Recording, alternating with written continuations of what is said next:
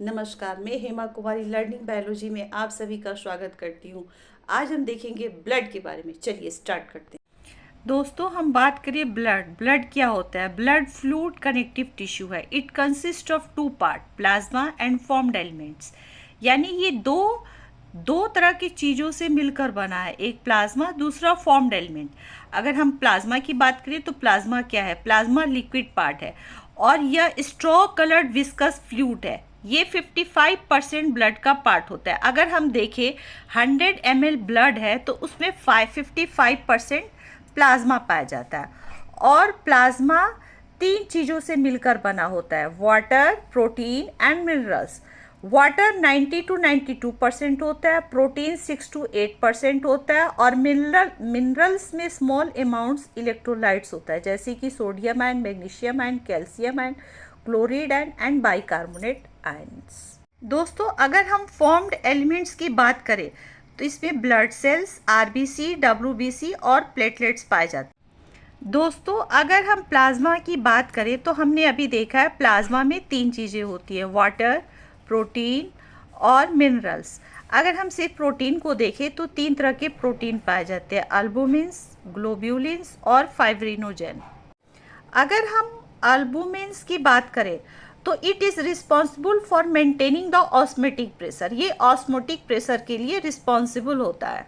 अगर हम ग्लोब्यूलिन्स की बात करें तो इम्पॉर्टेंट ग्लोब्यूलिन्स इम्यूनोग्लोब्यूलिन है, जो इम्यून सिस्टम को बूस्ट करता है और ये हार्मोन ट्रांसपोर्ट में भी हेल्प करता है। अगर हम ग्लोब्यूलिन्स को देखें तो ये 3 तरह के होते हैं, अल्फ़ा 1, अल्फ़ा 2, बीटा और गामा ग्लोब्यूलिन्स।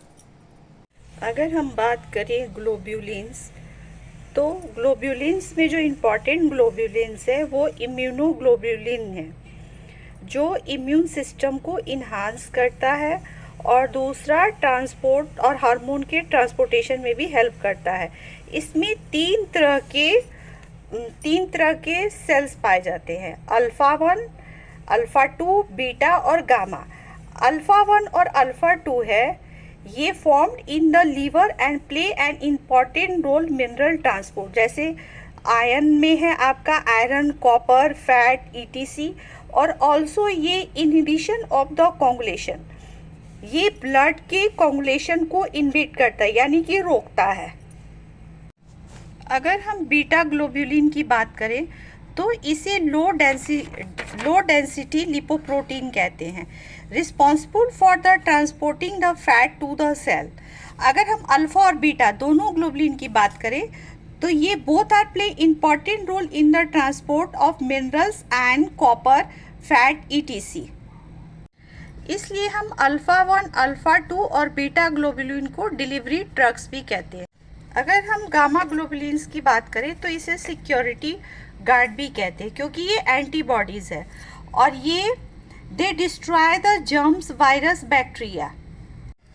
अभी हम लोगों ने प्लाज्मा प्रोटीन के अल्बुमिन्स और ग्लोब्यूलिन्स के बारे में देख लिया। अब हम फाइब्रिनोजेन के बारे में जानेंगे। Fibrinogens are responsible for the clotting the blood to help to prevent the blood loss. ये जो फाइब्रिनोजेन है ये ब्लड क्लॉटिंग में हेल्प करता है, जिससे ब्लड का लॉस रुक सके। ब्लड लॉस को रोकता है, इसका मतलब ये ब्लड लॉस को बचाता है, ब्लड को लॉस होने नहीं देता है।